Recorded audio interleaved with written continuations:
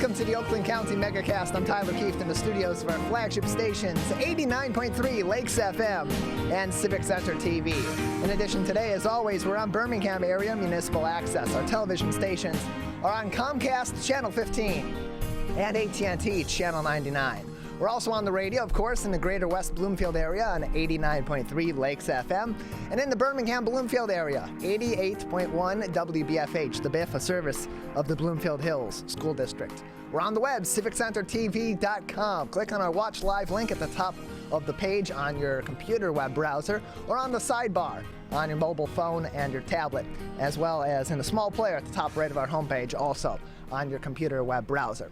And as always, we're on Facebook, facebook.com/CivicCenterTV15 and facebook.com/LakesFM. And joining me, as always, each and every day here in our West Bloomfield studio is Ronnie Dahl.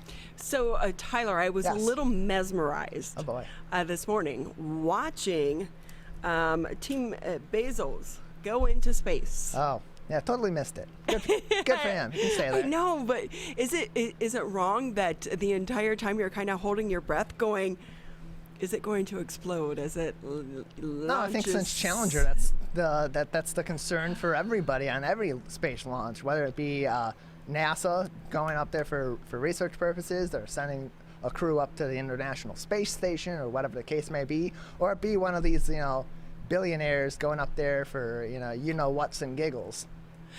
And you also kind of wonder, did it lose a little bit of its excitement because we just had the guy from Richard Branson. Richard Branson. Was it Virgin? Remember Virgin Records? Is that? Yeah, it was Virgin Records. Then it was like, I know they did like a telephone line. They had an airline, and I think it's like Virgin Aerospace, a Virgin Galactic or something. Who cares? But it's all the billionaires. Sure. And so did it kind of lose its excitement because he just did it 9 days ago? Billionaires ruin everything. So. But I think this was different though, because you had an 18-year-old and an 82-year-old on flight. Yeah, it's a little. It's great that they're taking other people along that otherwise probably wouldn't get that experience, or at least not right now. That makes it a little bit better, but at the same time, it's not as interesting when it's the same thing from different companies that are essentially more or less doing the same work. Well, they're different though. Ever so slightly, but it's like, okay, good for you. You went up to space. It's not going to be attainable for anybody else for a long time. It's interesting, sure. It's very interesting. Civilian space flight is something that we have that society's been working at for a long time, and to see the beginning of the fruits of that labor come to fruition, it's interesting. But it's not something that's wowing me necessarily. Well, and they did say that you have to remember, today was another historic day, but they've been working on this for years. Like, he actually started this in, I think, the year 2000. Yeah. Starting out on trying to make this feasible, and they've had a lot of test flights too. This was the first one with humans. Right. And still, though, how cool to be that 18-year-old to be picked to be able to do that. And I haven't seen any interviews as to why he got chosen, because I believe he's from the Netherlands. The 82-year-old, though, she was a pilot. Yeah. And so for her, it was a little bit different. I can kind of understand that. But they wanted the youngest person and the oldest person. And then, of course, it was Jeff Bezos and his brother. Well, as they say, if you ain't Dutch, you ain't much. So that's why. I've never heard that, though. But still, it was exciting.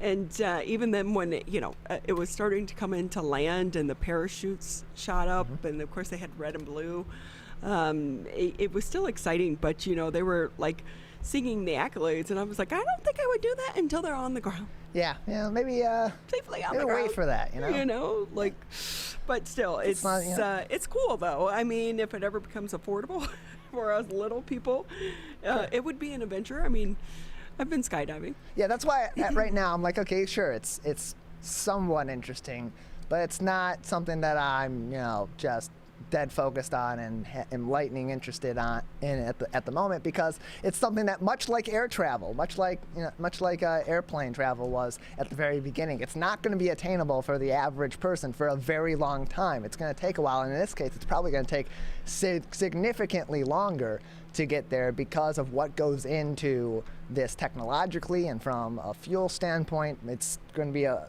much more just basically expensive form of travel, a form of movement. So I think it's going to be a very long time before the average person can be anywhere near being able to do this regularly. And until then, it's interesting. It's thought-provoking. It's something. Well, you've got to start somewhere. Sure. I think the entire flight was about 11 minutes. And you think about back when the Wright brothers, Sure. They took off in North Carolina, Kitty Hawk, Yes. North Carolina. I mean, Yes. how many years did it take for the country to develop air flight in the way that we know it today? Right, exactly. And so it's a start. It's something that it's very much in the early days of, but we're witnessing history. That's what's the interesting part of it, is we are witnessing history, and this is something that we will be looking back on years down the road if and when space travel is something that becomes commonplace in our society.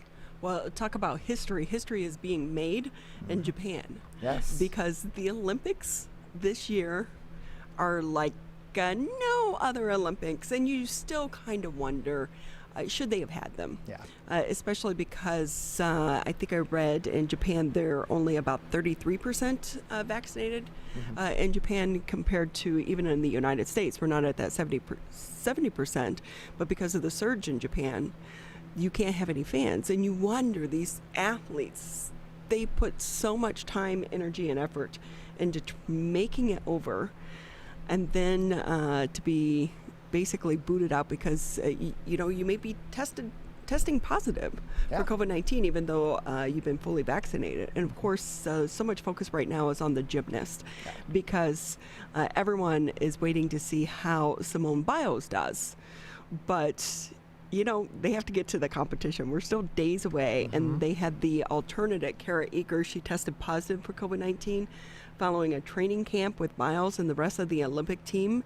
It means there's going to be a little bit of nervous eye on the test results over the next few days, because getting that COVID test is a snapshot in time. Right. And so there are so many points from the time that they left to the time that they got there in Japan, and now being, there to be able to participate. And we do know that some of the teams have opted out of staying at the Olympic Village. Yeah. They're staying in nearby hotels. But of course, everyone wants to see Biles. So the last few days, they've reminded all of us, COVID pandemic, it is not over, and being fully vaccinated does not give someone a shield. Eaker said that after last month's Olympic trials that she was fully vaccinated, and yet the 18-year-old is now quarantined, as is her training mate, who was deemed a close contact. Masks have to be worn at all times except for when the athletes are eating, training, or in their individual rooms.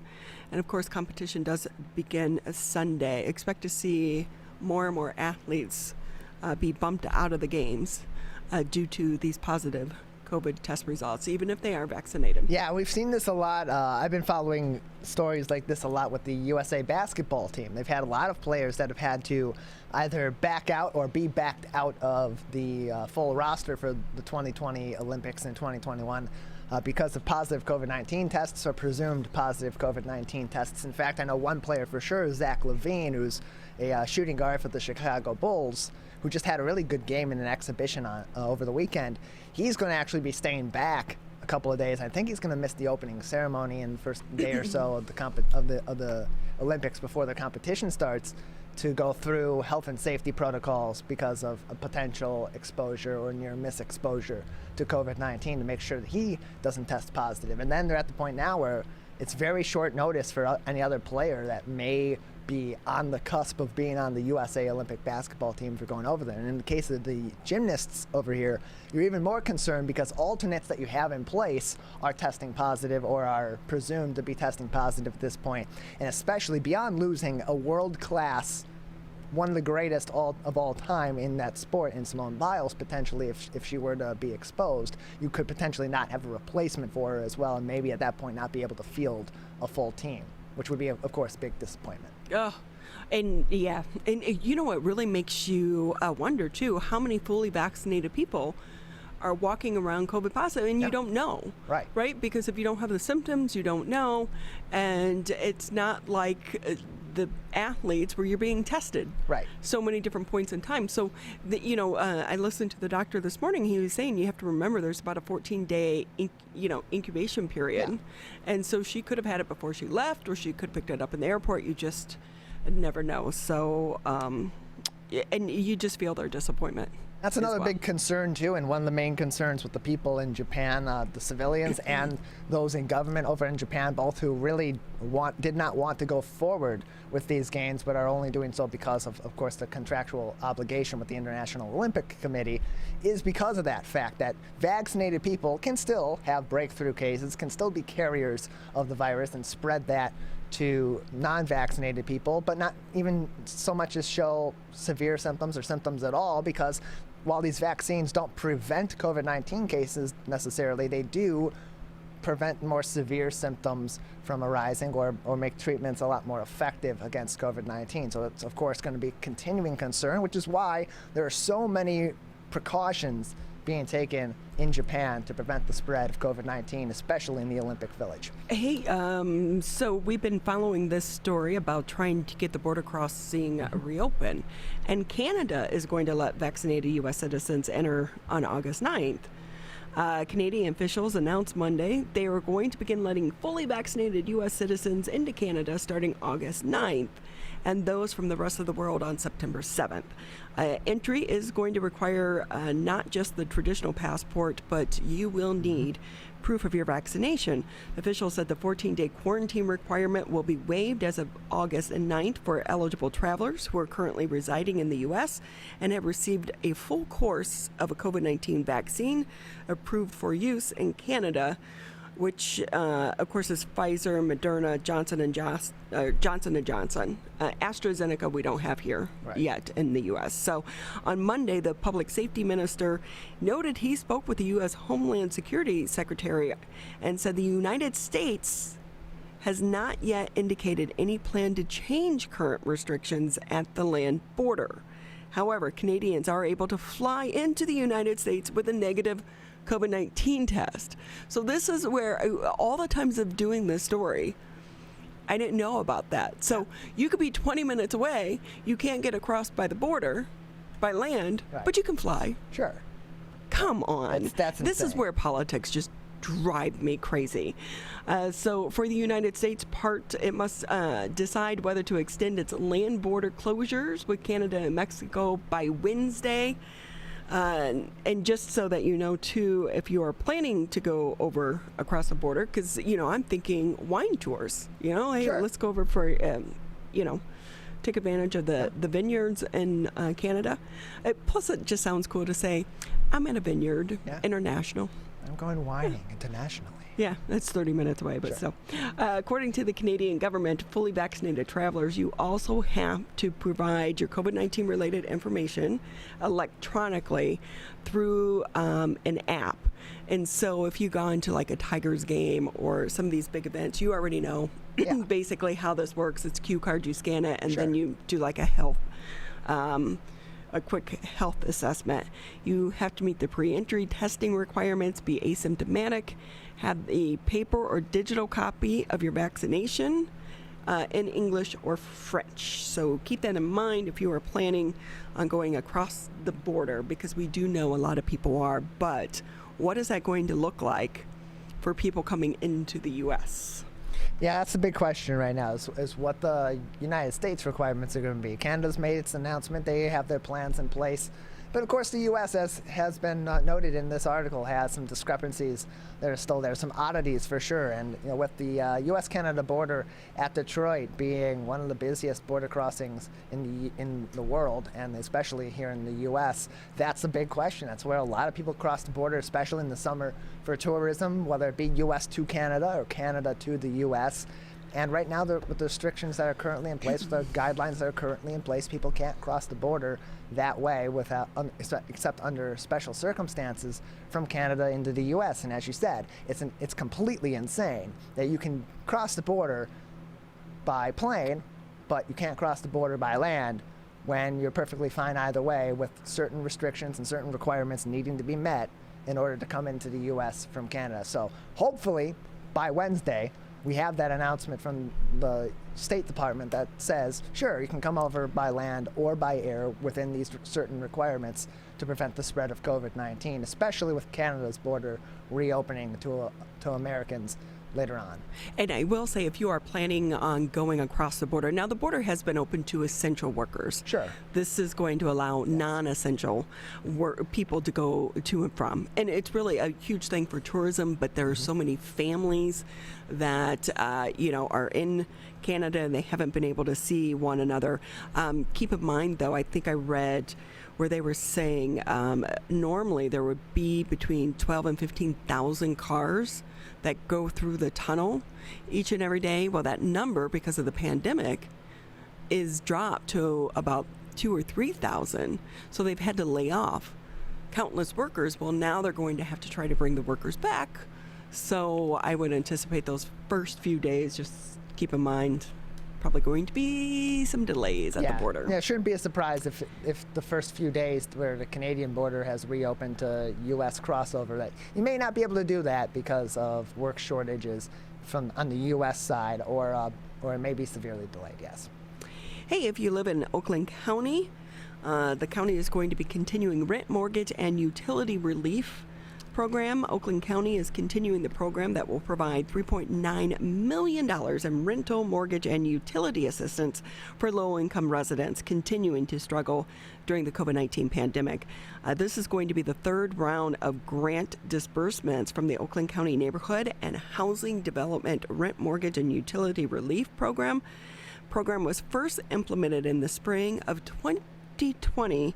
It uses a federal community development block grant money received from the U.S. Department of Housing and Urban Development, otherwise known as HUD. But you can't just say, hey, I need this money.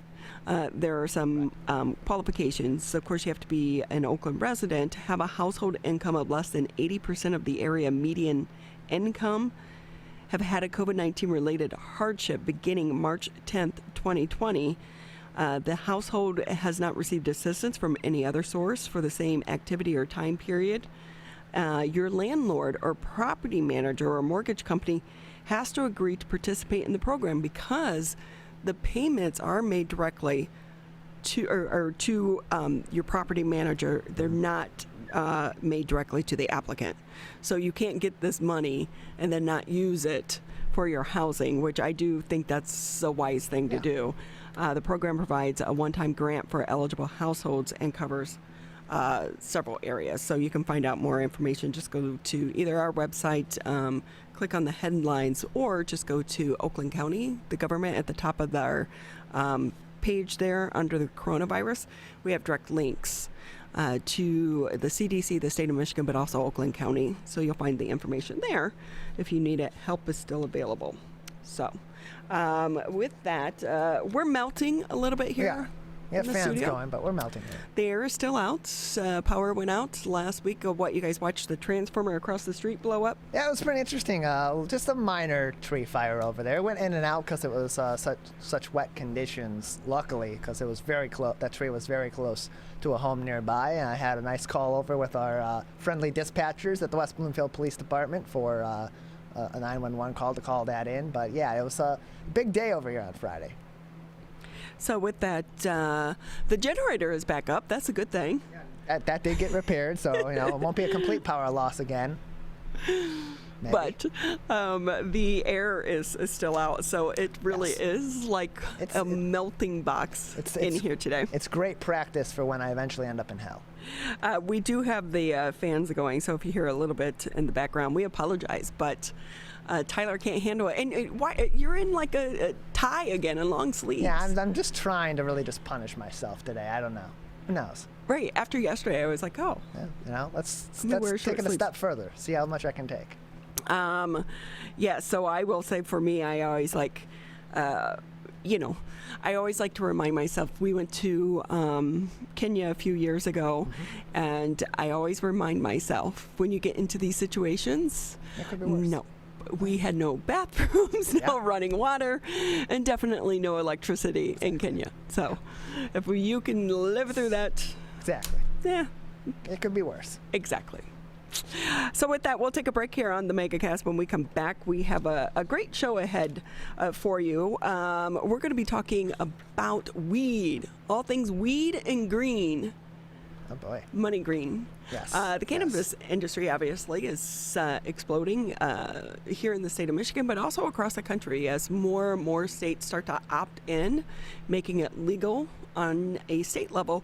What does that mean?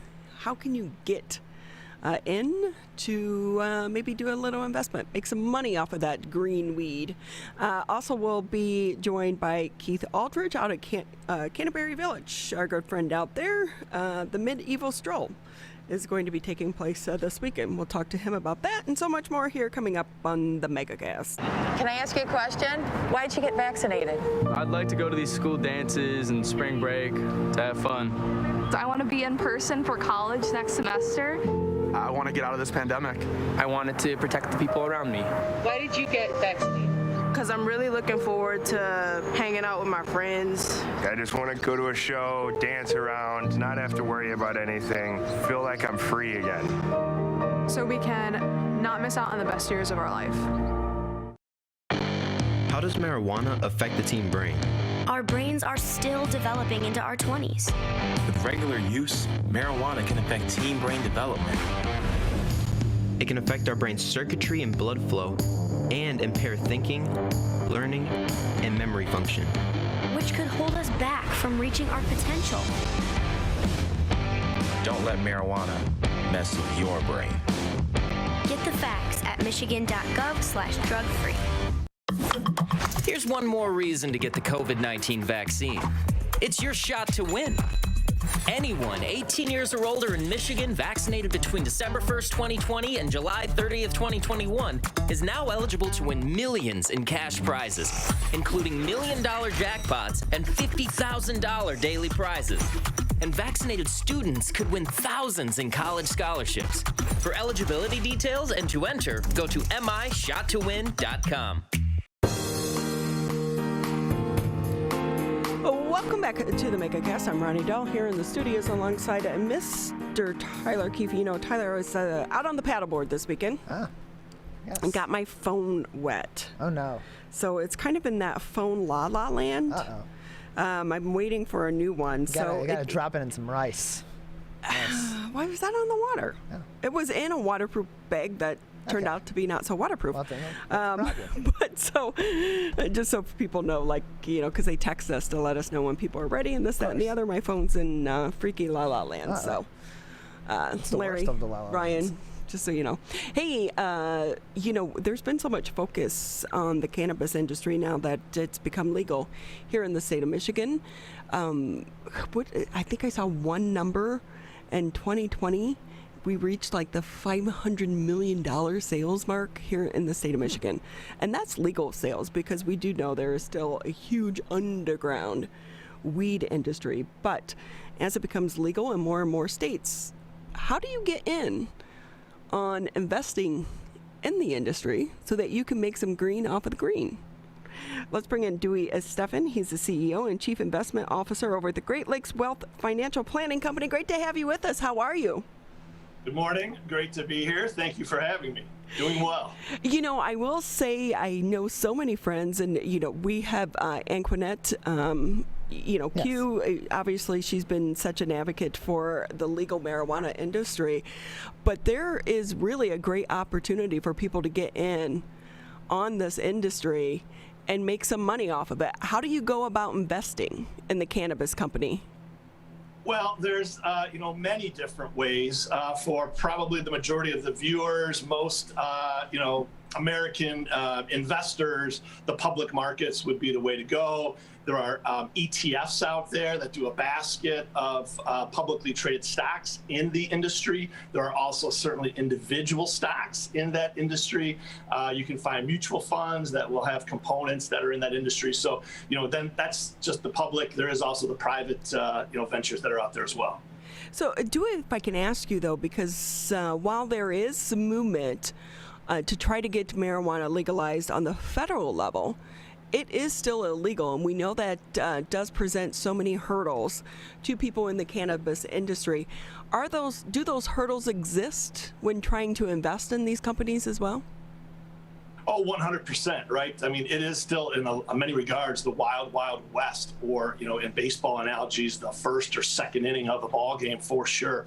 You mentioned the sales in Michigan just last year. These numbers are growing, in almost all metrics of 20% per annum, maybe more, depending on, exactly what you're evaluating. And so with that, you have still a federal illegal substance that will be a game changer, absolutely, if it does become federally legal down the road. And we certainly believe that that's not just a possibility, but a probability at some point not too far down the road. So do you recommend that people try to invest now? Or is this something you kind of ride out and see what happens? Well, it depends on your specific situation for sure and what you're trying to accomplish, right? And as we say that also, this is not going to be a core holding in your investment portfolio, your retirement plan per se. This would be a speculative add-on, a satellite investment to the core investments that you have. So no pun intended, but it would be high risk, but potentially high reward. See, and I guess everyone knows that going in. And I do think that when it comes to this industry, how many states is it legal in now? Is it about 30, I think? I think 34 states have medicinal cannabis legalized at this point, and that's not going to go backwards. That's going to continue to go towards you get to that magic number of 50.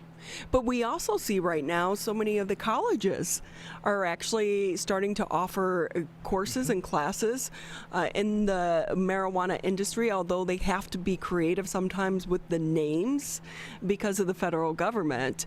And so with that, how far do you think, would you recommend people go all in? Or are you telling your people, dip your toes? Because what happens when it comes to some of the research and development and the companies that you're investing in, and how long are we talking here, 10, 20, 30 years?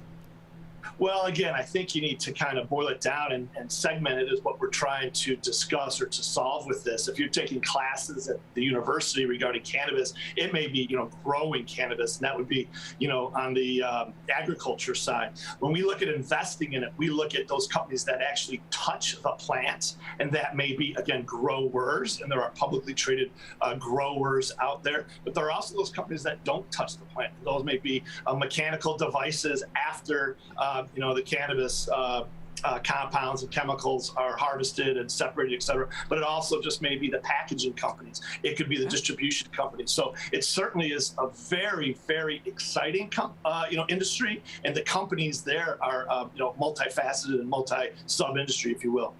There are so many different avenues, such as you just mentioning packaging or, the lighting to help grow the actual plant. And so how does someone pick and choose which company to invest in? Again, you need to do your work. You need to decide what it is you're trying to accomplish. Is it just, companies that have, earnings per share growth? A lot of these companies are not even cash flow positive, let alone earning, positive returns for, the company, the shareholders as of yet. So you really need to understand what it is you're trying to accomplish. There are ways to invest, as we would say, in the shallow end of the pool.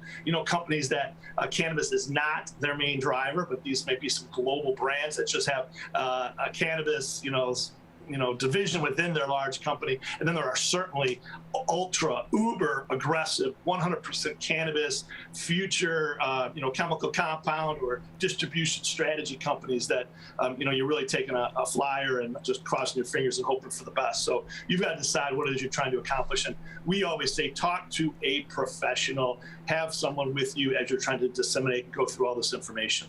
Yeah, don't talk to the guy on the corner who says, hey, I have a great business opportunity for you. Well, and that's kind of it. I mean, again, you can invest in this privately, right? I think there's a lot of talk around here in Metro Detroit about grow farms and opportunity zones for, having harvested indoor grow facilities. There are also, again, the talk of the distributions or the dispensaries, if you will, and which towns and where in the town. So a lot of people want to, open up a dispensary or become growers. And so, again, it sounds great, but you need to do the economics and understand if it's really going to be something that you can, be involved in and profit from. Dewey Steffen with us here on the Megacast. He's the CEO and Chief Investment Officer for the Great Lakes Wealth Financial Planning Company. And Dewey, if I can ask you, when you mention some of the side elements to the cannabis industry, such as the packaging, if someone were to invest in that, because the marijuana industry is still so cash-based, the investment in the side companies isn't cash-based, correct? Again, that depends on the company and what they're doing. But if it's a company, I think that's maybe less than 50% of the revenues, come not from cannabis, then I think it's different regulation if it's 50% or more. And again, don't quote me on those percentages or the strategies therein. But again, it depends if you're looking at a public company versus a private company, and if you're trying to invest directly, as part of the investor group versus, again, doing it maybe more simply of just finding an ETF. We at Great Lakes Wealth, we run a cannabis investment portfolio, but again, just do your research to find what would be appropriate for you in your specific situation. Yeah, always do your homework. And it's like you said, you want to talk to a professional because it's your money. And I do feel like what you said, it's the wild, wild west out there. I don't know how many times I've been offered to get in. Hey, do you want to invest? I'm, have a farm up in Armada, or hey, can you grow some plants for me? I'm like, yeah, my neighbors would love that, So there are ways to do it and to do it right. Can I ask you, because I've always wondered about this, we do know it's illegal to drive under the influence of cannabis and marijuana, just like it is alcohol. But is there a test for that right now, like we have for alcohol? It's a good question. You stumped the teacher over here. I don't know the answer to that one. I'm going to imagine that law enforcement has some specific tests, if you will, that they can certainly, I would imagine the smell test to see if you can smell it in the vehicle or on the person. I would imagine that might be the very first one. Well, a lot of the drug sniffing dogs, they've had to, they can't be utilized because they have been trained to sniff marijuana, but now marijuana is legal. So some of these drug sniffing dogs have been, put into retirement a little bit early. But if you find a company that comes up with a way to test, just like, for alcohol, I'm down with that. I want to invest in that company because I think law enforcement across the country would want in on that. Yeah, no, and I'll pivot from that just a little bit to say, actually, I think the smoking of marijuana is on the decline in the United States, and it's the other approaches to it, edibles, oils, certainly rubs and CBD. So I actually think that, you're onto something that whether it's, marijuana sniffing dogs, but, whether it's gummies or other edibles, I think that's, and some liquid approaches to it are going to be kind of actually the cannabis uses of the future. See, that's why you talk to someone such as yourself who's such an expert, because, again, so many different avenues. Because who wants to walk around smelling like a big old pot leaf all day, right? Absolutely. You got that right. I remember one time we were downtown, I think in the Cadillac building or somewhere, there were these guys, they were like, in their hard hats, they were doing like roofing construction or something. And they came in from outside. We were like, whoa, guess we know what you were doing on your lunch break. Not so smart. Hey, Dewey, while we have you here, I know we brought you on to talk about the cannabis industry because it's like you said, it's, it's a great way to, if you do your research, to possibly get in on the ground level there. But can I also ask you a little bit about like cryptocurrency and Bitcoin? Where do you think all of this is going right now? It's been a roller coaster ride. It has been a roller coaster ride, certainly, but it's also a brand new innovative industry, and that being cryptocurrencies and the blockchain. We have a podcast here at Great Lakes Wealth, and it's endearingly called What Do We Do? And we have actually done 2 episodes, and it's on YouTube as well as on traditional podcast mediums.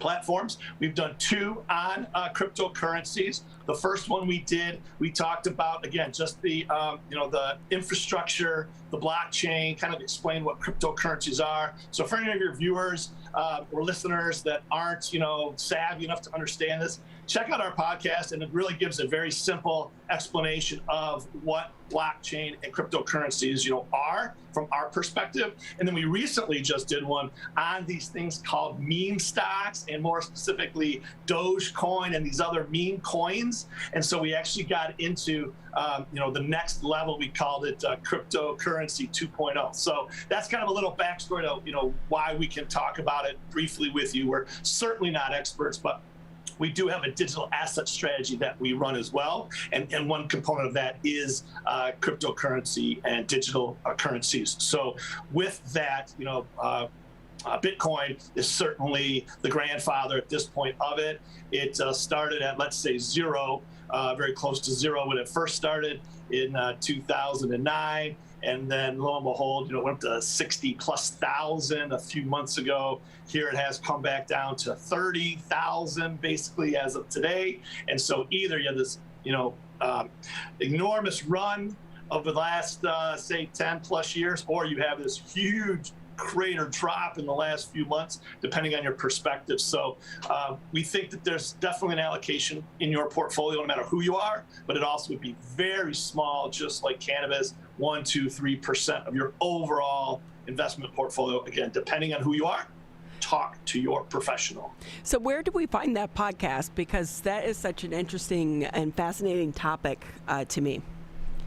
Yes. So again, the podcast is called What Do We Do? And it's on Spotify or Apple iPodcast, Podbean, etc. And also YouTube. Just go to the GreatLakesWealth.us YouTube channel, and it's all there on video. And so you just have to scroll. We have 42 episodes thus far. And we actually, one of those, going back to cannabis for a second, we interviewed Darren McCarty, D-Mac from the Detroit Red Wings. He's an ambassador for a cannabis company now. And I think that was episode 33 that we interviewed Darren McCarty regarding, the CBD and other cannabinoids besides THC. So again, we encourage you to check out our podcast, and we're happy to answer any other additional questions you might have.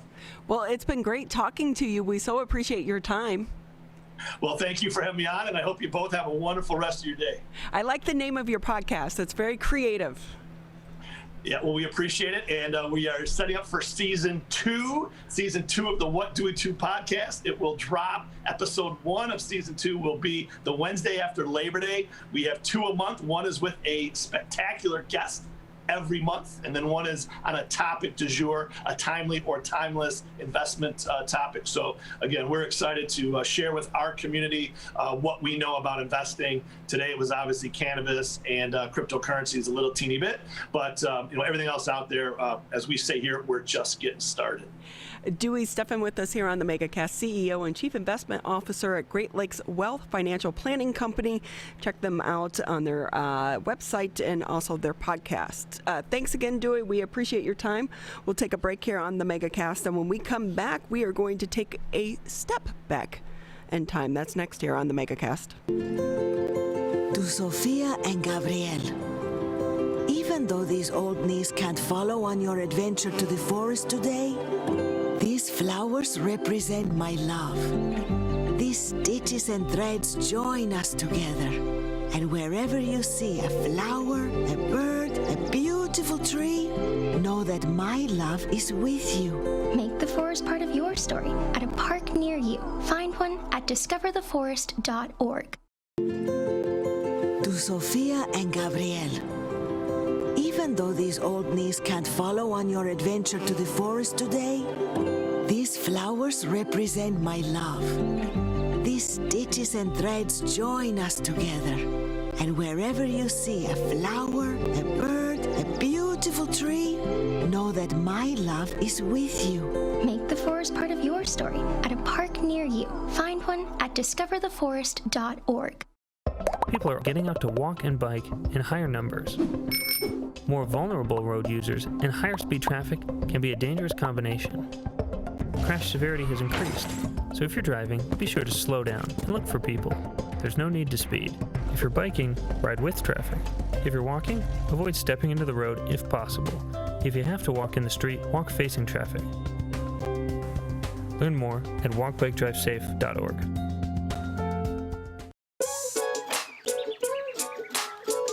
One of the things you can look for in your friends is a change in behavior. These can be big changes, they can be small changes in mood, physical appearance. They may be sleeping less or sleeping more, drinking more, or their eating patterns may be different. One big change that can be pretty obvious is change in motivation. Do they no longer want to play basketball? Do they no longer want to play video games?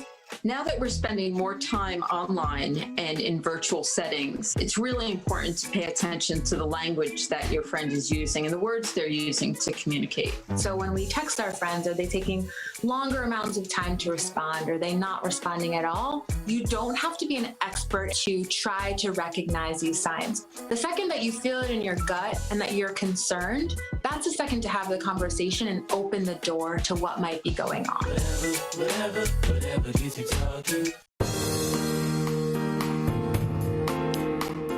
Thank you for taking time to be with us here on the Megacast. I'm Ronnie Dahl here in the studios with Mr. Tyler Keith. Of course, for those that may be joining us for the very first time, we're here Monday through Friday, 10 a.m. until noon live. You can catch us on Civic Center TV, Birmingham Area Municipal Access, Channel 15 if you have Comcast, 99 on AT&T. You can also listen to us on the radio, 89.3 Lakes FM, 88.1 FM The Biff, or you can also check us out on Facebook. We live stream the show on our Facebook page as well. Great to have our next guest with us, Keith Aldridge, joining us today from Canterbury Village in Lake Orion. Keith, where's your costume? We were so excited the last time with you looking, like you were going on a dinosaur hunt. Yeah, the dinosaurs have been going very well, and I knew you were going to say that. I knew that was going to be your lead on line, and I was like, you know what? I should have worn a nice costume or something. So I do apologize. Kind of boring today. So I know every time you come on TV, you got to one-up yourself. So I apologize. That's all on me. Well, that's okay. We'll let it pass this time. But we do know that so many people are excited for all things medieval. So tell us about this event, because you guys do an amazing job of getting creative and trying to bring some of these events to Canterbury Village, but also the whole setup in the background.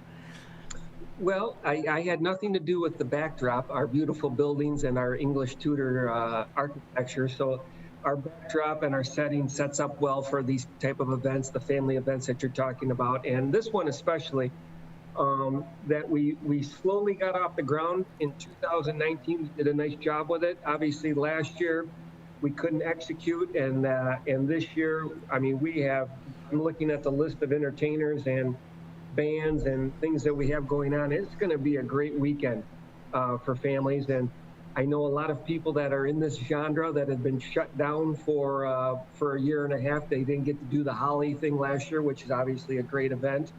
And I'm sure they're excited to get out, dust off their costumes, and do their thing.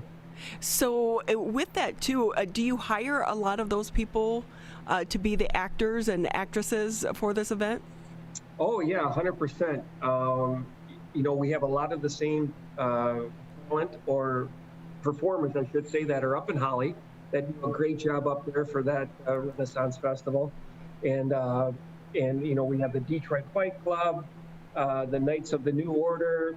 We got the Mary Queen of Scott coming. I don't know, she might be a little old, but who knows? But I'm just looking at all the stuff here, which obviously you can see online, but Wakefire, Ronin, Black Mary Band, these are all bands and entertainment. Then we have lane performers that, the Unicorn, Oliver the Ogre, the Wind Rose, pronounce the last name, so probably shouldn't have read that one, but that's okay. But it's going to be a great weekend. And you know what we're doing out at Canterbury, obviously we've had to get creative, and shopping these days to compete against Amazon and Walmart.com, you got to get creative to get people here. And there's not only this great festival, but our shopping grounds that we provide for our customers as well. People really like that. So things are going well. And with that too, how much does it increase the sales for some of your shops for them to have so many of the people come in? Because we know that they're coming for the event, but do they stay and stroll through the shops as well? They do. And, the shopping is, super important to us 52 weeks of the year. And when the events come, which obviously we've turned into an event center, it just helps everything. Our food and beverage situation at the C-Pub, all of our great tenants, everybody gets a nice pick-me-up when we do our events. And plus, when we do these events, we want people to come back during the holiday time because we have these unique vendors for gifts and whatnot for loved ones. So it's a win-win for us.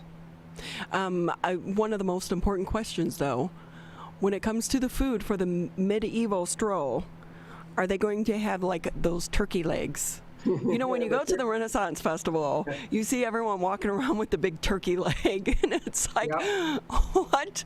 But my husband always has to have one of those. Yep, the turkey legs will be on site, and be good stuff. Probably some good strong beer, and it's just going to be a nice weekend. Weather looks good, and this, I think, along with the dinosaur stroll in 2022. We have some more things coming, animatronic things coming. So our Medieval Stroll will probably rival anyone in the country with what we're going to bring with dragons and our animatronic things that we have coming. Shipping logistics right now, we couldn't get them off the containers in time, but it's still going to be a great event in 2022. Look for this thing to be rival any medieval festival in the country. Wow. Hey, and Keith, can I ask you, do you rent some of these items that you bring in, like, all the dinosaurs for the Dino Stroll and some of the things for this? Do you rent that equipment, or are you buying that?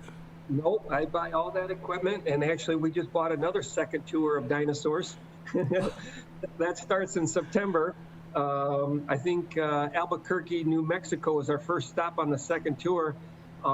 And then we have these dragons coming, which they're really cool. I mean, little kids are going to love this stuff. And then we have a fourth tour coming that I'm in the process of ordering right now. And I can't release it yet, but it's going to be cool. And it's all about families and kids are going to go wild when they can get up close to these next ones that are coming. So I'm really looking forward to that. So that's the next time I'm on, I will definitely have my costume ready for that one.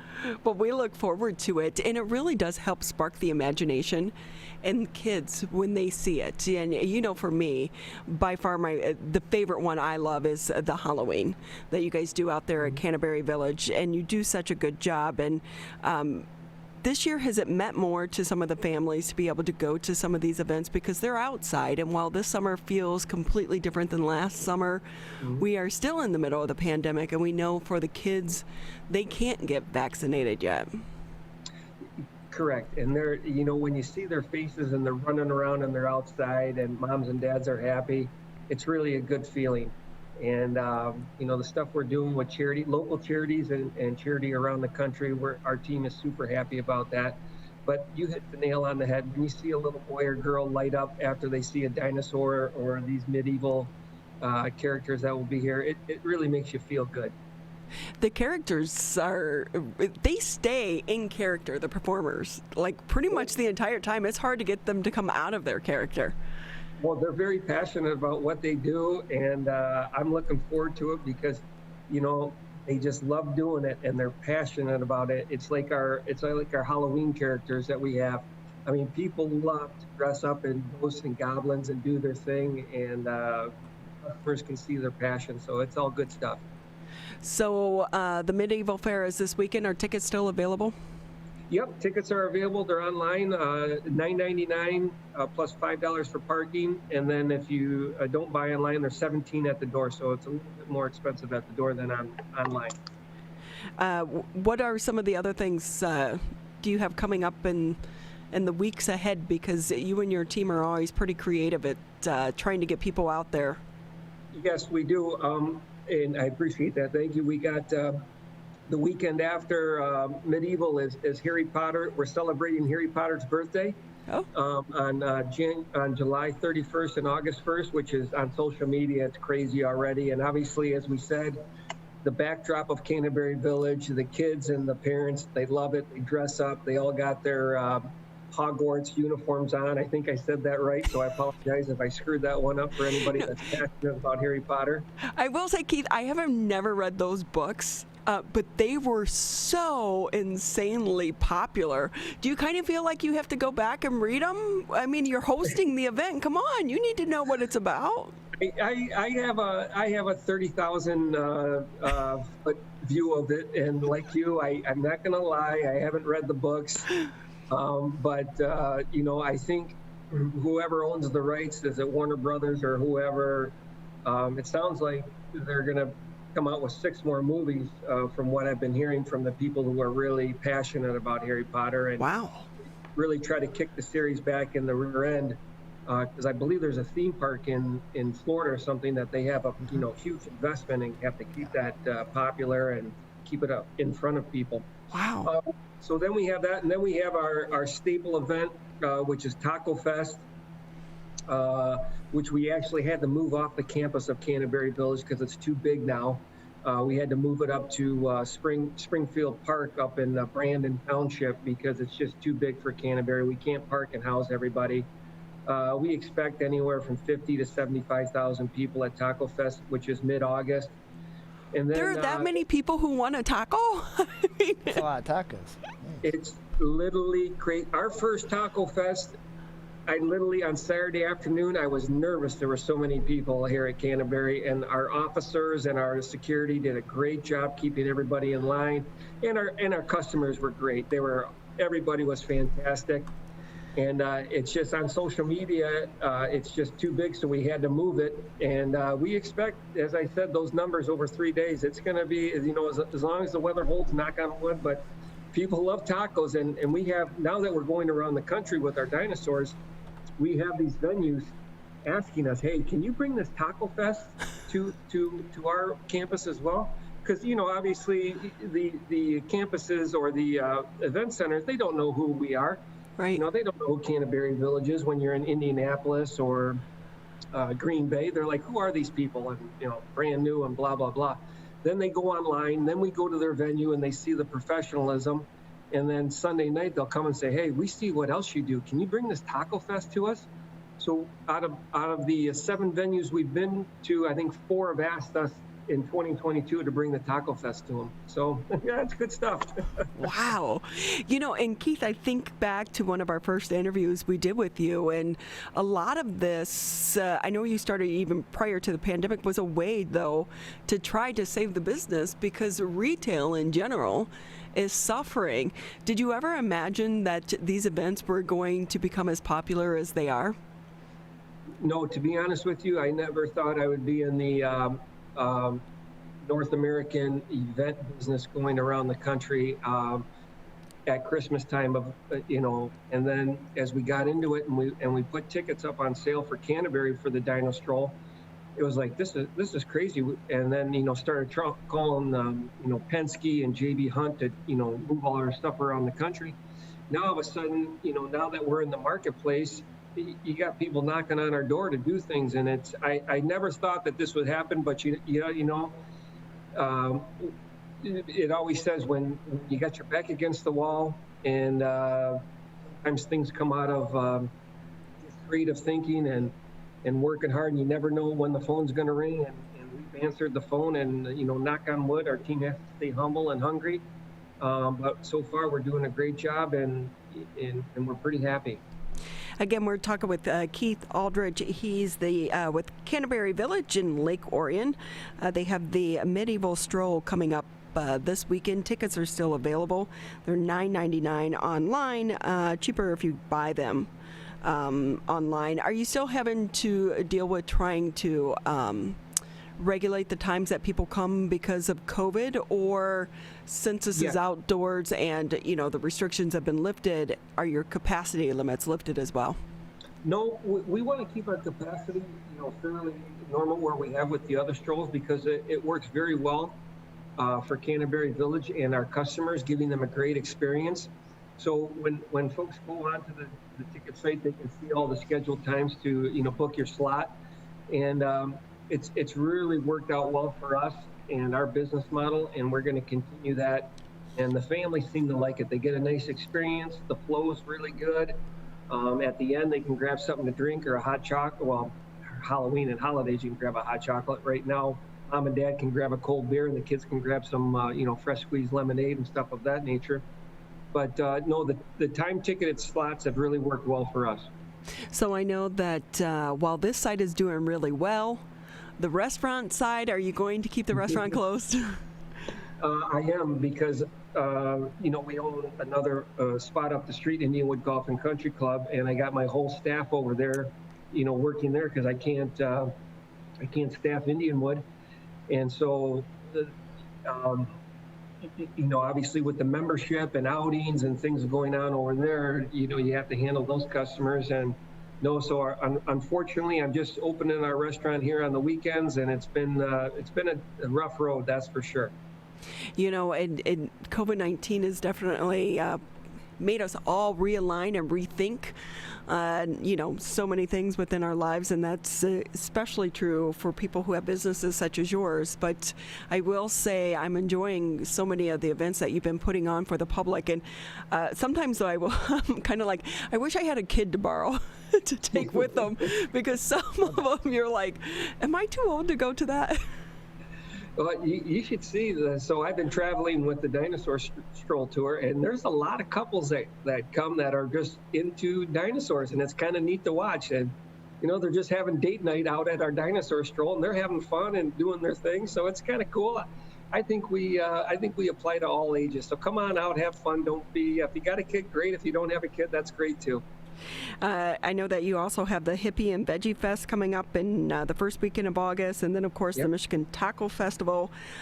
So many great things in the fall time though. Barbecue, bourbon and brews, donut cider, art festival, and of course everything Halloween.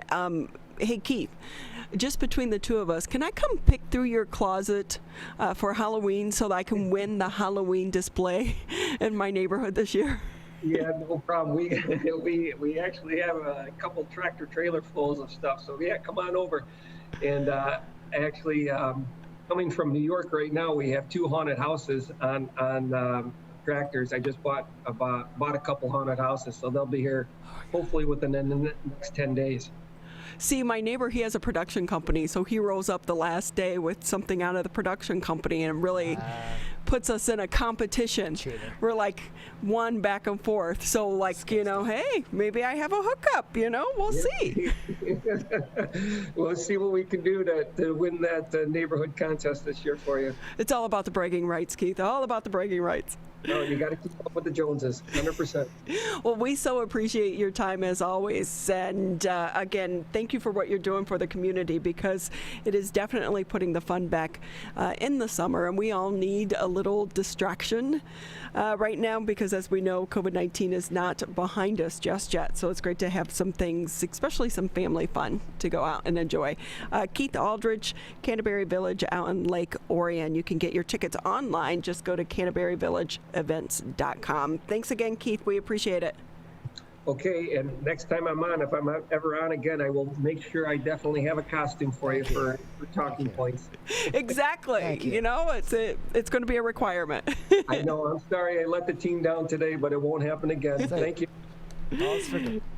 Thanks again. Just to let you know, you're listening to 89.3 WBLD Orchard Lake, 88.1 WBFH Bloomfield Hills. We'll take a quick break here on the Megacast. Still a lot to get to in the second hour of the show. Don't go anywhere. Here's one more reason to get the COVID-19 vaccine. It's your shot to win. Anyone 18 years or older in Michigan vaccinated between December 1st, 2020 and July 30th, 2021 is now eligible to win millions in cash prizes, including $1 million jackpots and $50,000 daily prizes. And vaccinated students could win thousands in college scholarships. For eligibility details and to enter, go to mishottowin.com. Today, it is easier than ever to join Michigan's Organ Donor Registry and help build a bridge of hope for organ, tissue, and eye donation. Just one person can potentially save or help improve the lives of up to 75 people. By joining, your legacy could be the gift of life. Sign up today at michigan.gov/SOS or at any of the more than 145 Secretary of State self-service stations located across Michigan. Be part of Michigan's Bridge of Hope by adding your name to the Organ Donor Registry. How does marijuana affect the teen brain? Our brains are still developing into our 20s. With regular use, marijuana can affect teen brain development. It can affect our brain's circuitry and blood flow and impair thinking, learning, and memory function, which could hold us back from reaching our potential. Don't let marijuana mess with your brain. Get the facts at michigan.gov/drug-free. Who is struggling right now? I am. My son is. Many are struggling with anxiety, depression, and substance use. Before it becomes a crisis, reach out to MyCal, the Michigan Crisis and Access Line for free confidential support 24/7. Available in the Upper Peninsula and Oakland County. Just call or text 1-844-44-MyCal or chat online at michigan.gov/MyCal. A message from the Michigan Department of Health and Human Services.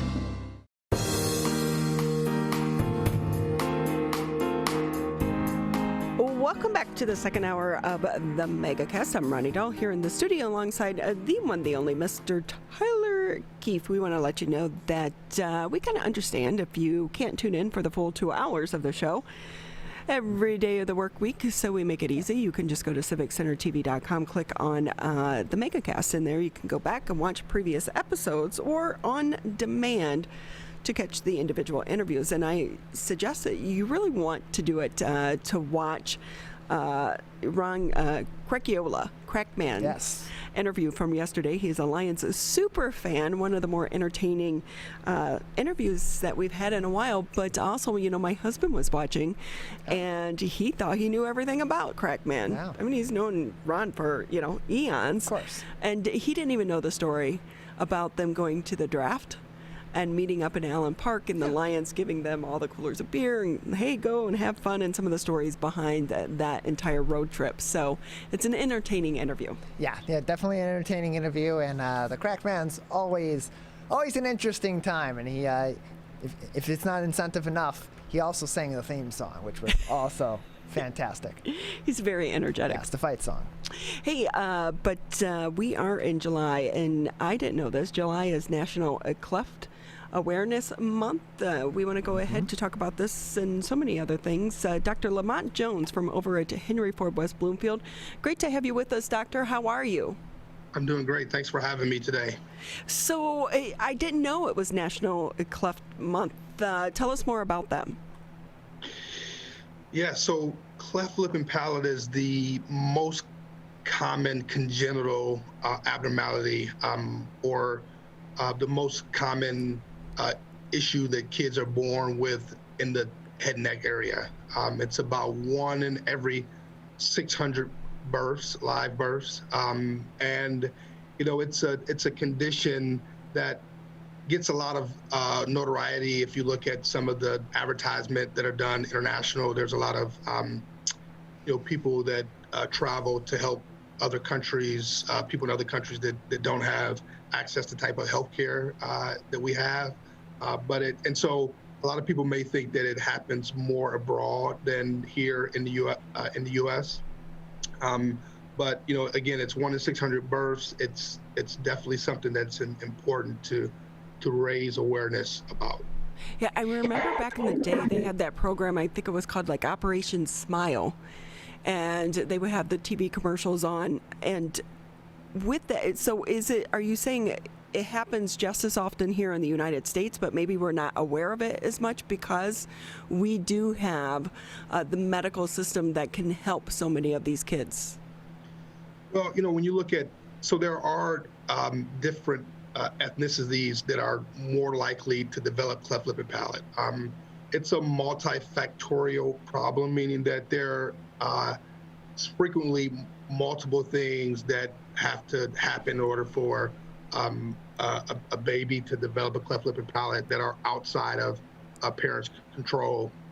One of the things that can help is multivitamin use, some of the standard prenatal care issues. And so some countries, obviously, they don't have access to those things. And so there could be a little bit of an increased incidence related to that. But the point is that it's still pretty frequent, even here in the U.S. And, because, we don't see those late night advertisements for donating money for these different mission organizations, people may not realize that it does happen here in the United States. Dr. Lamont Jones with us here on the Megacast. He's with Henry Ford West Bloomfield at Ears, Nose, and Throat. Doctor, how'd you get into this specialty? So, like a lot of things, there's usually a lot of overlap when it comes to taking care of conditions. An example is, you may have a spine surgeon that has neurosurgery based training or orthopedic based training.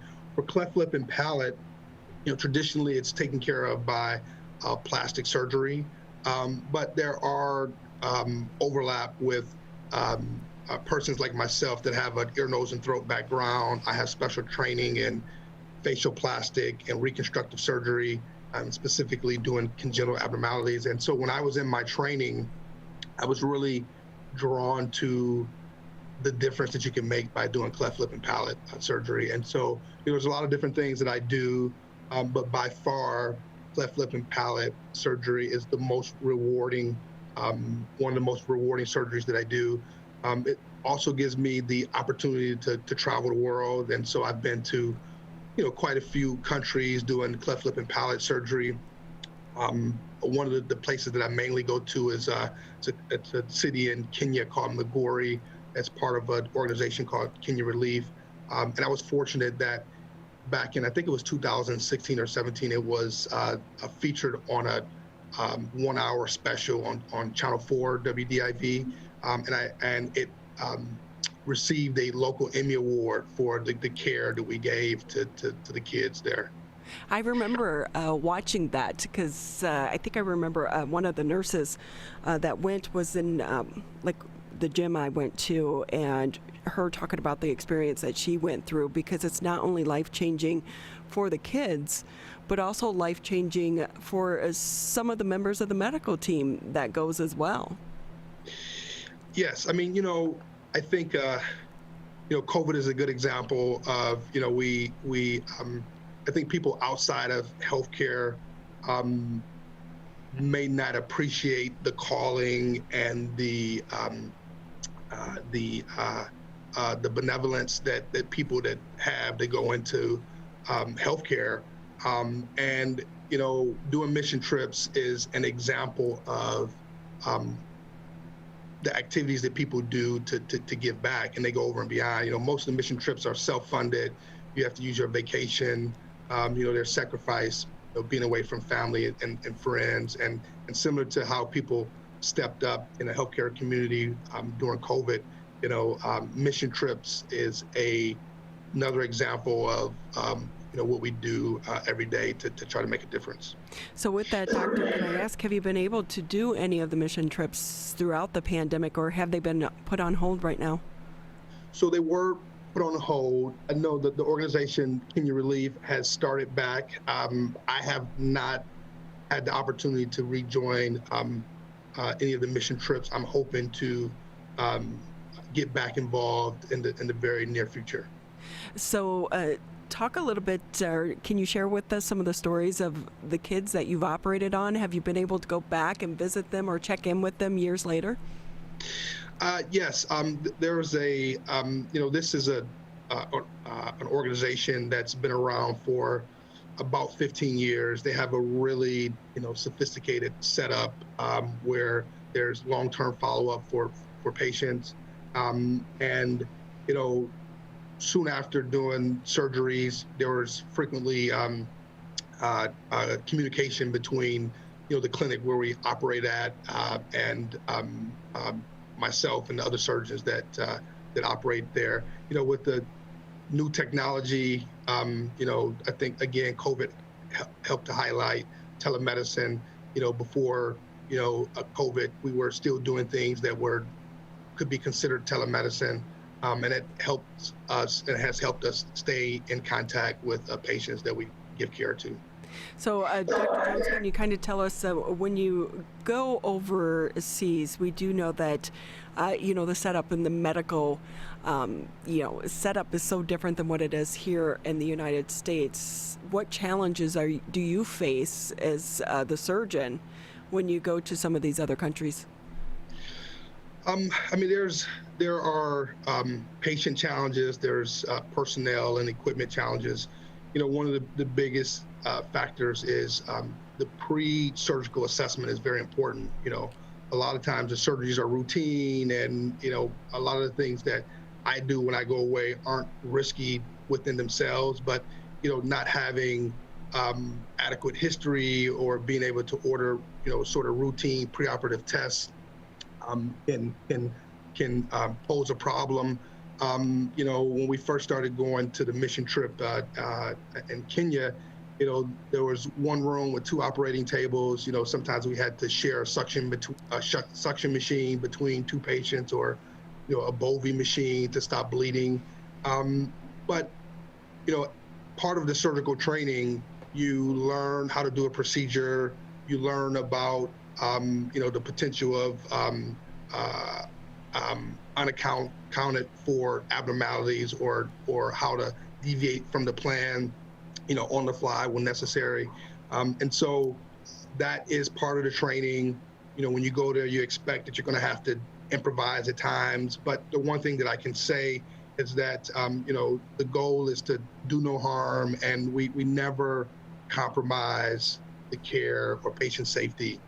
So we use what we have to make sure we get the same or similar results that we would get here in the United States. Dr. Jones with us here on the Megacast from Henry Ford, West Bloomfield. Dr. Jones, can I ask you, I know that I did a mission trip a few years ago to Kenya, and when you go over to another country, you look around with kind of, seeing their country, but also looking at our country, and you feel so wasteful. We have so much compared to some other countries. How did you react to that? And when you're going over, and for us, we just went as a mission trip, we built a dorm for rescue girls, but you're actually going into the medical field and seeing the difference between the setup between the 2 countries. How does that impact you? I think that when you have experiences like that, you can't help to be changed. What I've tried to do each time I go is to grow as an individual. You want to be thankful for what you have and the opportunities, but I think that you shouldn't be complacent, because there's always opportunity for improvement. The mission trip is sort of supported by donations from at least when I went, the donations from the Metro Detroit hospitals. I think it really reinforces what we can do when we have a common goal, and we're not thinking about a competition. And so for me, it really reinforces the good of humanity, and that our basic instinct and natural reflexes to be of service and to help people. I know that you are also a researcher, but you're also dedicated to teaching the next doctors. What advice would you give them if they're thinking about going into your line of surgical needs?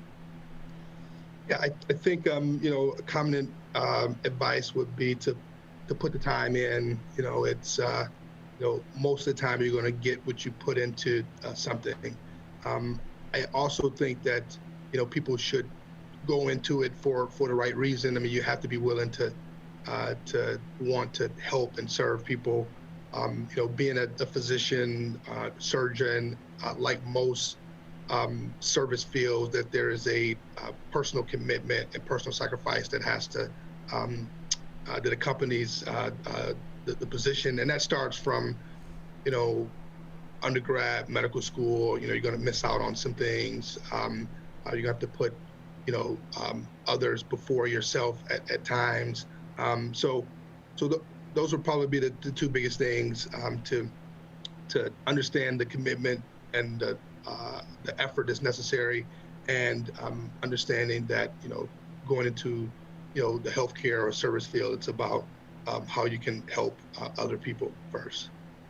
Dr. Lamont Jones with us here on the Megacast. Just another minute or two before we say goodbye to you today. Anything maybe that you want to share with our listeners and viewers that maybe I didn't touch on?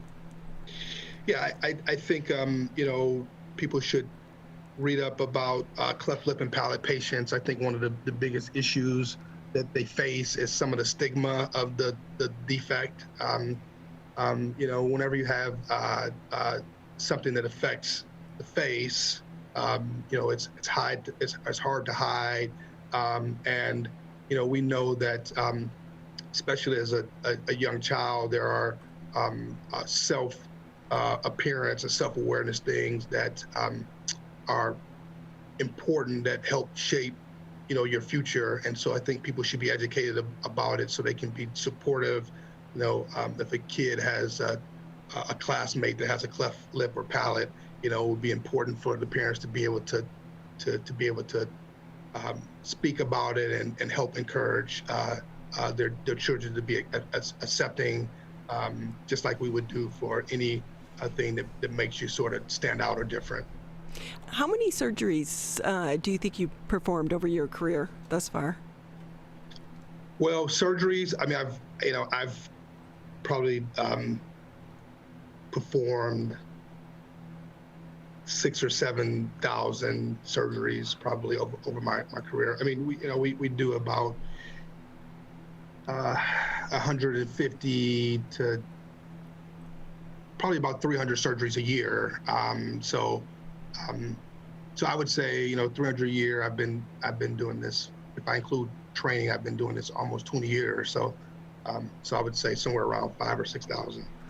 Think about all the lives that you have changed. You really are a superhero walking amongst us. So thank you for being on the show with us today. Well, thank you for having me, and thank you for the compliment. Hey, where can people find out more information if they want to, just in general? Yeah, I mean, if they want to find more information about myself and some of the things that I do, even Cleft Lip and Palate, I mean, they can go to the henryford.com website, and there's a Find a Doc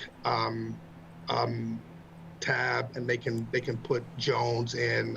There are not a lot of Joneses, and they can find my website and see some before and after pictures of some of the patients that I've had the honor and pleasure of treating over the years. Well, thank you again for being with us. We appreciate your time today. Well, again, thank you for having me.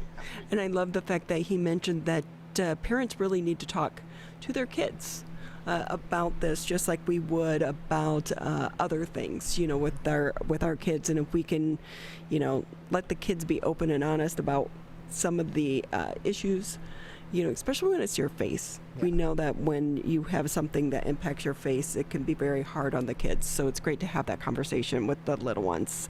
Again, Dr. Jones with us here on the Megacast, Henry Ford, West Bloomfield Hospital. We'll take a quick break here on the Megacast. When we come back, turn the topic to food. That's next here on the Megacast. Motorcyclists are hard to see. To keep everyone safer, it's important to always look for them and know where most crashes occur. 84% of motorcycle and vehicle crashes happen on streets, not highways. And most crashes with motorcyclists occur when vehicle drivers are turning left. So before turning, especially to the left, make sure you look for motorcyclists. Then look again. It could save a life. To Sophia and Gabriel. Even though these old knees can't follow on your adventure to the forest today, these flowers represent my love. These stitches and threads join us together. And wherever you see a flower, a bird, a beautiful tree, know that my love is with you. Make the forest part of your story at a park near you. Find one at discovertheforest.org. You see certain things get reincarnated in your children. My daughter is very much inspired by my wife's artistic pursuits. So my daughter started making necklaces.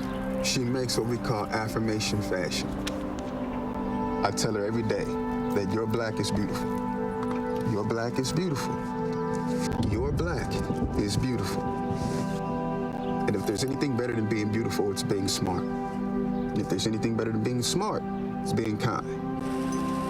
And reaffirming that every day is our method of making sure her chin never drops. My dad wasn't around, and I remember riding a bike and falling off and cutting myself, and me never just wanted to get back on it. People ask, how your children learn how to ride a bike, and you didn't. I didn't teach them. I just created an environment where they taught themselves, and all I had to do was be there.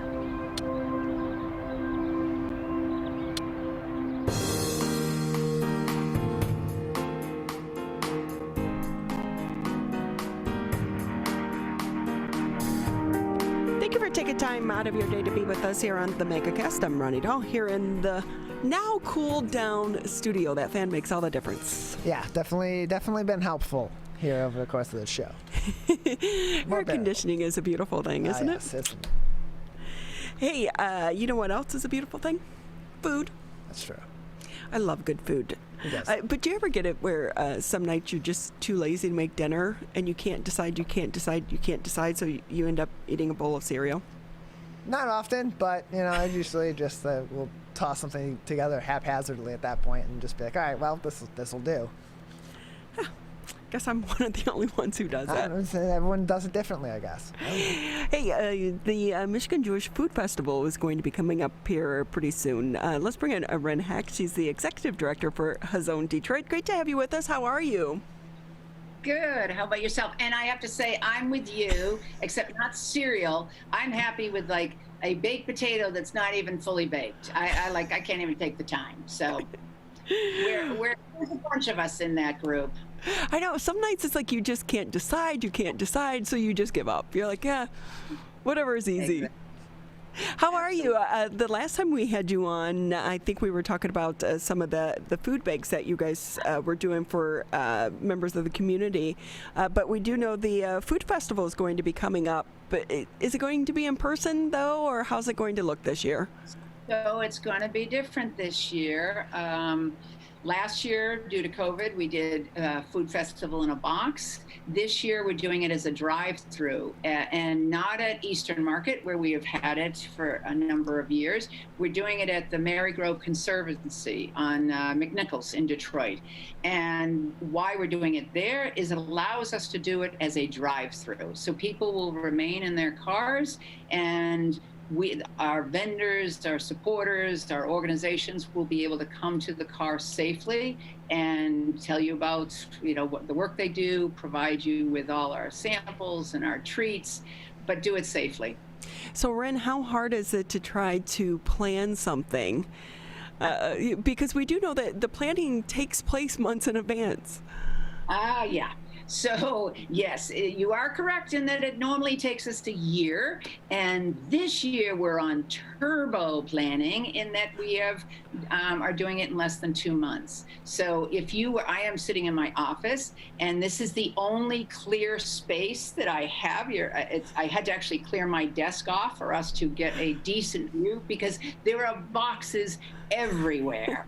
In this, you cannot, we're constantly tripping around giveaways and everything from food to produce bags. It's all here. So it is an enormous lift, but we're so excited to be able to bring the community back together in some fashion. It's different but that's, hey, it's the world. Everybody's learning to adapt and adjust, and so are we.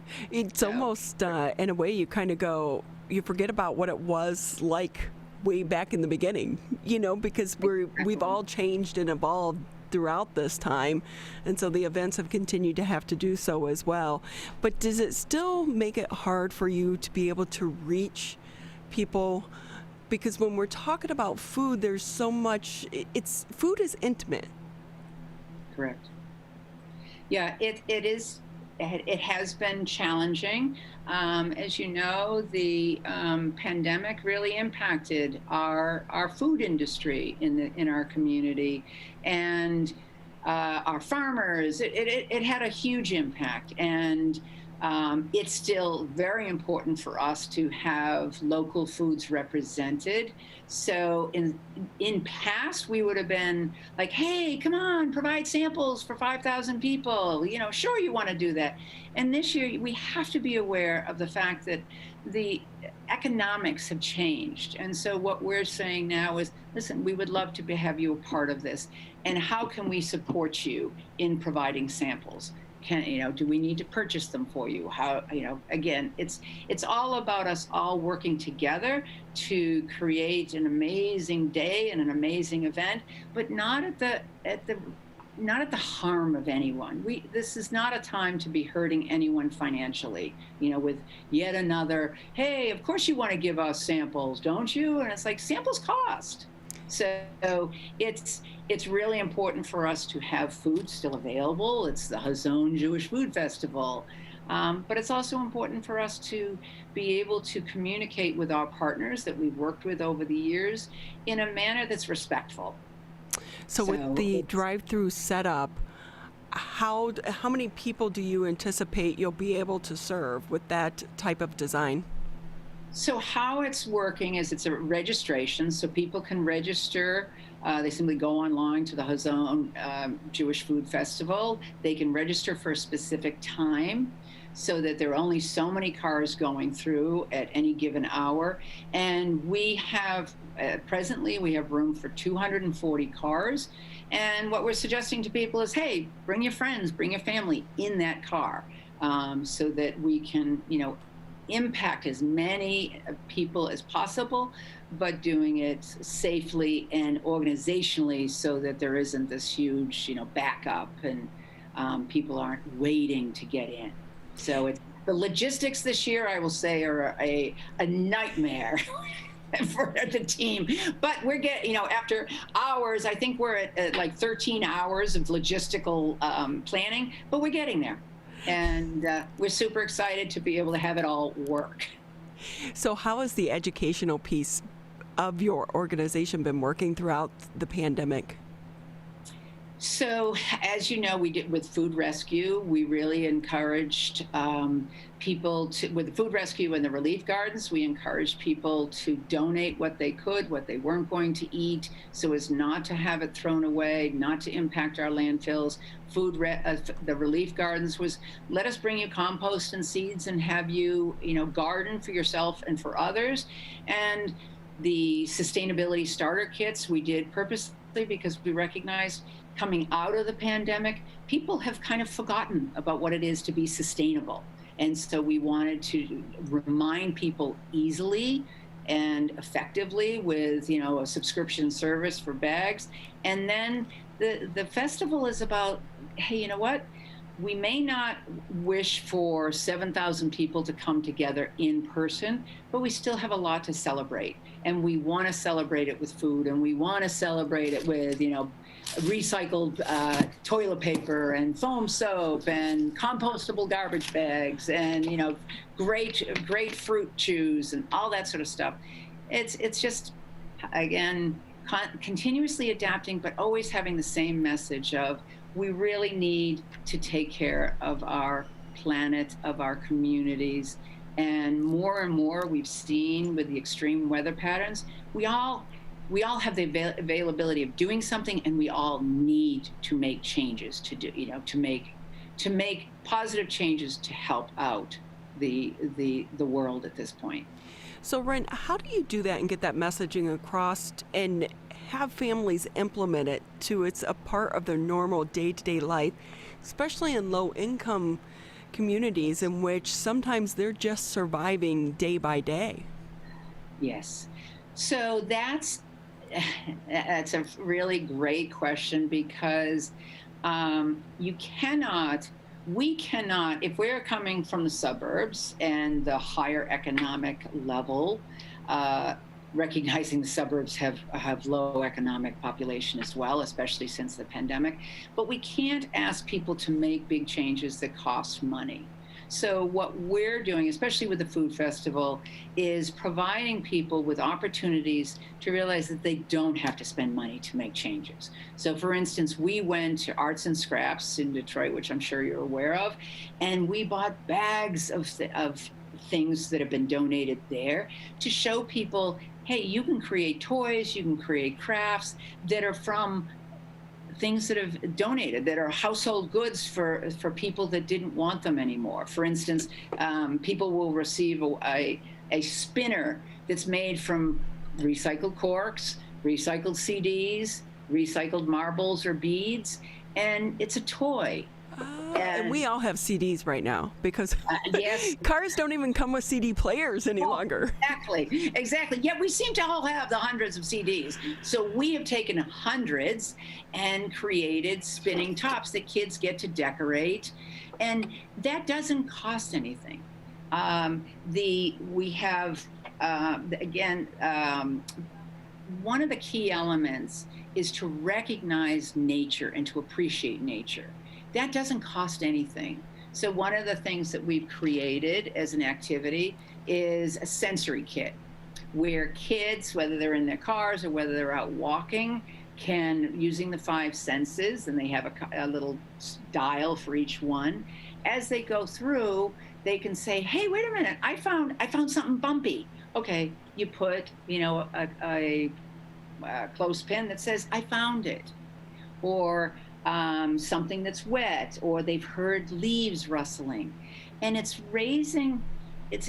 helping to raise the awareness of the natural world around us. And it doesn't cost a thing. You receive it, you can play with it, you can hang on to it, you can reuse it. But your point about what are the lower economic communities do to be environmentally sustainable? A lot of it would be, what I would say is less food waste. Let's utilize the food we have. For instance, Zingerman's makes a great banana bread out of banana peels. Well, we have that recipe, literally banana peel, banana bread. And I'll tell you, it tastes just like banana bread, which it should, because it comes from bananas. But it's cool. If you haven't had it, you got to come to. You'll get to experience some of it at the festival. But it's doing things that are capable within their economic space, and not putting the pressure of, like, you don't need to be buying. If you can't afford it, don't buy recycled toilet paper. There are other ways. Of what I would suggest is you make foam soap, because it's so much cheaper, instead of buying the bottles of foam soap, and it supports the environment. Are you going to buy compostable garbage bags or kitchen bags? Maybe not, but you could invest in produce bags that helps keep your produce fresher longer. So there are so many things that all of us can do and really should be doing, and we have to start getting into that mindset. We have to get back into that mindset. So, a lot of people were, but I also think that people are hearing much more right now about climate crisis. They're hearing about the fires, they're hearing about the flooding, and they're realizing, we've got to make changes. And so it's making changes where we're at, and not putting, our job isn't to put pressure on you and say, oh, well, you should be doing this and you should be doing this. Our job is to present you with a buffet of choices, and you determine what's right for you. And if everyone makes just a few changes, it has a collective impact on the earth that we all do share. Again, Wren Hack with us here on the Megacast. She's the executive director for Hazon Detroit. And with that, when is the festival? It is Sunday, August 15th, and it's 9 to 4. And people need to register online, I guess? Yes, they can register online, or they can call us if they don't have access to computers. They can just look up Hazon, Jewish Food Festival. They can go on our Facebook page. It's easy. It's just, obviously it's free. There is no cost involved, and you're going to come away with literally a basket of goodies, everything from all sorts of foods to all sorts of sustainable products to potentially, we have cookbooks to give away, and we have dishwashing soaps and laundry soaps that are, non-plastic containers. So tons of ideas, tons of items to be given. And we also have circus performers coming, and we have music, and it's just basically what can we throw at this to make it fun and also educational. And that is a good combination to try to achieve. And can I ask you just another minute or two? You're back in the office now. You have all these samples everywhere. I would just be munching my way through the office every day. Are you like, oh, let me try this? No, I got to try this. So we've lost a few bags of our spark juice. I don't know how that happened, but and the fruit roll-ups, and of course as we get closer and more fresh food comes in. Yes, it's important to sample the products. That's what I would say. So. I'm with you. I always tell my husband too, no, I had to test it for you to make sure it wasn't poisonous. Yeah. Absolutely. And it is important to quality taste testing, we say. Well, other than that, just another minute or two. How is the rest of your team doing now? They're doing great. As you say, we're back in the office, keeping safe as possible. So I would be, if I'm not on camera, I would be wearing my mask.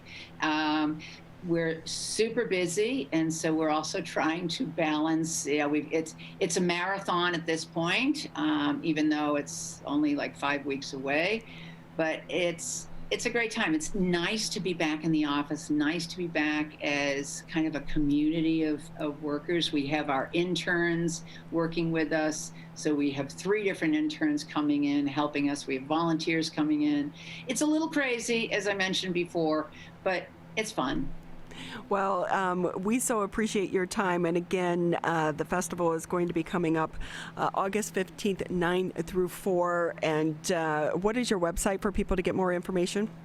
Hazon, you can go to hazon.org and look up under Detroit, or you can look up under the Hazon Jewish Food Festival. Well, thanks again. We always appreciate your time. I learn something new every time you come on the show as well. Well, love being here. It's like seeing old friends. So thank you so much. Well, good luck with the festival. Don't pull your hair out. It all gets done in the end, and it all comes together. Absolutely. Trust the process. There you go. Again, Wren Hack with us, Hazon Detroit. The festival is coming up August 15th. Just about 20 minutes left here in the show. And when we come back, we're going to be talking about this crazy, insane real estate market. That's next here on the Megacast. Here's one more reason to get the COVID-19 vaccine. It's your shot to win. Anyone 18 years or older in Michigan vaccinated between December 1st, 2020 and July 30th, 2021 is now eligible to win millions in cash prizes, including $1 million jackpots and $50,000 daily prizes. And vaccinated students could win thousands in college scholarships. For eligibility details and to enter, go to mishottowin.com. Can I ask you a question? Why did you get your kids vaccinated? It was hard for them to social distance, to be isolated from their friends. I want them to get back to school and sports games. So as a pediatrician, I recommend the vaccine to everyone I know. The boys lost a former teammate and classmate who was only 20 years old. It's been a devastating year. We want to get back to normalcy. Our daughter is really looking forward to being with her friends, being a kid.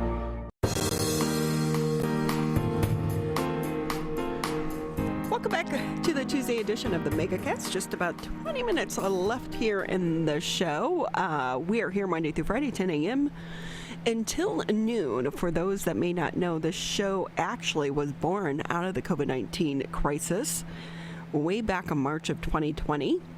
And Tyler and Dave Scott came up with the brainchild thinking it was only going to be for a few weeks, and here we are more than a year later. And while this summer definitely feels a lot different than last summer, we are still in the middle of the pandemic.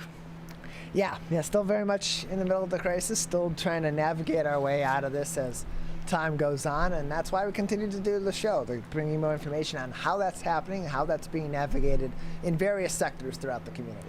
So I remember back at the beginning when everything was shut down, and then as we started to reopen, for someone in my neighborhood was selling their house, but how do you do home tours?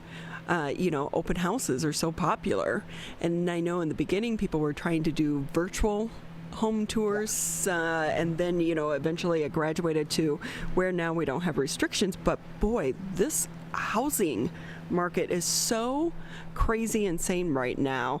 To explain a little bit more about why it is this way and how long it might last, let's bring in Simon Thomas. He's the CEO of DOBI Real Estate. Great to have you with us, Simon. How are you today? How are you guys? Every day's a new adventure for us here in the studio, but we take it day by day. Yeah, we're living without air conditioning right now, so we're a little melted. Don't mind us. No problem. Hey, so the real estate market, did you think we would be here a year ago? No, absolutely not. I mean, a year and a half ago in March, I'll never forget it. There's things that happen in your life, in history, that you're like, exactly where you were at that moment. I mean, we all talk about, like, not to get depressed, but like 9/11 and these things. I remember my parents talking about like JFK, where they were when that happened. And it's kind of how COVID was for me. Like, I remember exactly, like, March 17th, they started talking about, like, we might have to lock up. And I remember thinking, like, lock up? We're not locking up. We're not doing that. And then you didn't realize how serious it was. And then boom, everyone's got to go home. And you instantly go in your mind to the worst place. Like, at that time we were a year and a half old company, and I'm thinking, well, this could destroy us. Like, how is this ever, this is not good, right? And I would have never guessed May 7th when we opened, 90 days later, which felt like a year at the time. It was only 90 days. It was bonkers. I mean, it was crazy. And it was a worldwide pandemic that actually really was in favor for our industry. And it was not what, I don't think anybody could have predicted it. So how long do you think this the housing market is going to stay where it is right now, or have we reached the peak? I get that question daily. I've been getting that question for 10 years. So you need one of those, you remember the crazy 8 balls when we were kids? Yeah. Let me shake it, yes or no? I mean, it's one of those things that, like, when I was selling houses 5-6 years ago, people were paying money for these homes, and I would say, man, they're like, I used to get the question, like, because you're thinking about 08 again. You're thinking about, like, prices. A $500,000 house was worth $200,000, and now they're spending $400,000 for that house, 5, 6, 7 years ago. And it's like, am I overpaying? It's like, I thought the market was hot 5 years ago. So where it is, and it's way up since then. So, I think that, humans need a place to live, and money is extremely cheap. And I think interest rates are going to be low for a while. And I think as long as interest rates are low, I think that, it's going to be a hot market. Now, like, this inflation with what's going on with renovations and buildings, I mean, that's not great for our industry, because you're paying top dollar for a house, and a lot of homes, especially unless it's a new construction, need renovations, and wood's high, everything's high. So everyone's like, man, it's a great market for you. It's not the best market for us. I mean, it's great because but there's no inventory, and the inventory that is out there, people need a lot of money to move into them, right? And and it's not the best. I mean, but I do think that as things start to settle down, we're going to have a run that's going to be really good. I think the housing market's going to be great for a while because of the rates. We just need everything else to kind of settle down with construction and everything else out there. But I think we're going to have, and again, when people say 3 to 10 years, 3 to 5 years, I don't know where they're getting those numbers.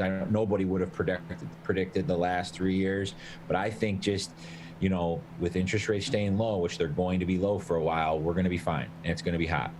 So with that too, people who are selling their house, you have to remember you still need a place to go. So unless you happen to have 2 or 3 houses, it may be a good time and a great time to sell your house and get top price for it. But where are you going to go?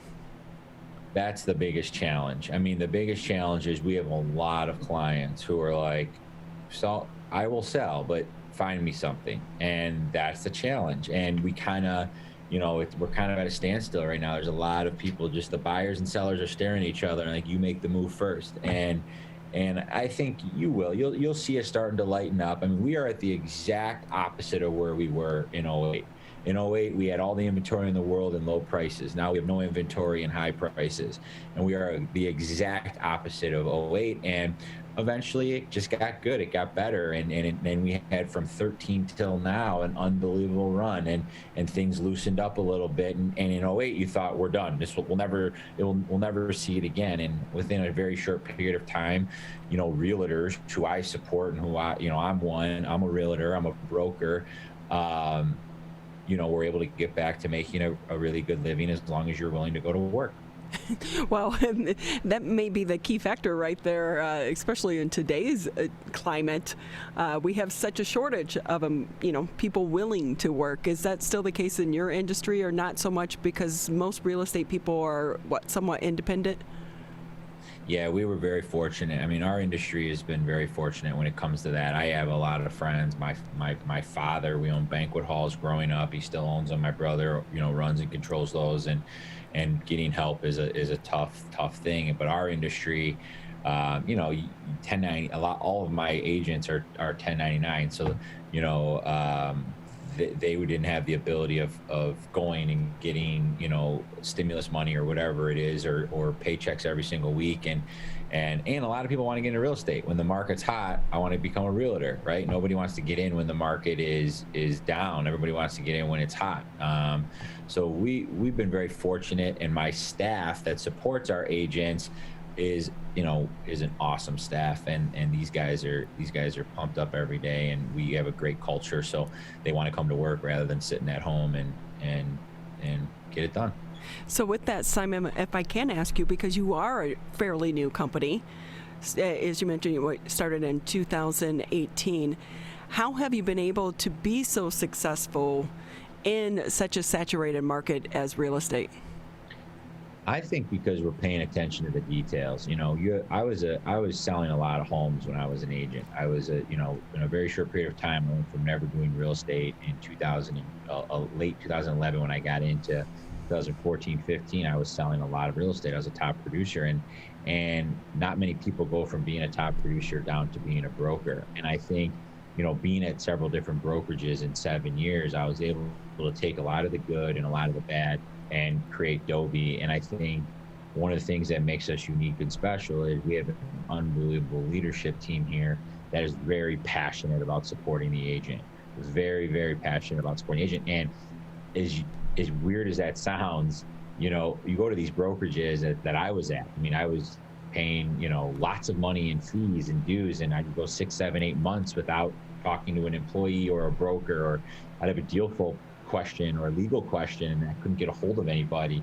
And that's very common, and it's become like the standard in our industry. And I used to think, God, imagine if we just serviced the agent and really took care of them. And I used to talk about it in the beginning, and the first year or two, and people liked the idea of it. But then when we actually started doing what we say we were going to do, we just exploded. I mean, agents just started calling agents, and we went from 25, 7 or 8 of us when we opened in 08 to a quick 25 to 50. We were at 50 beginning of the year. We're at 85, almost 90 right now. And it's just because agents are telling agents, and we're not just bringing on agents, any agents. We want agents who are very serious about this business, because we can bring out 1 million agents, but if you're not selling and you don't care, you just want to park your license somewhere, that's really not the type of brokerage we are. So our averages are really great because we're the best brokerage for the producing agent. We take a lot of stress off your hands and service you. So it's really been working. That's what I think is, and I can, it's not a technology, it's that. I'm watching the masterclass with Sarah Blakely right now, the lady behind Spanx, and she says one of the first things is, to find, a problem and fix it. And it seems that's exactly what you were able to do because of your experience. And then you found a way to fix that problem and build such a great team, which is so important in this crazy market right now. It is. It's very important. I mean, we're in the people business. It's our number one asset. And I've never seen a brokerage succeed because, they have a technology that's taking them to the next level. And it's, taking care of your people is the number one thing. As an agent, you got to take care of your clients, and you got to take care of your buyers and sellers. And as a broker, you got to take care of your agents. I mean, that's how I was raised in the hospitality business. And we just took those principles and put it in here. And now our staff, we talk about them, our core values, it's part of our day-to-day every day. And, our client is the agent, and you better take care of them.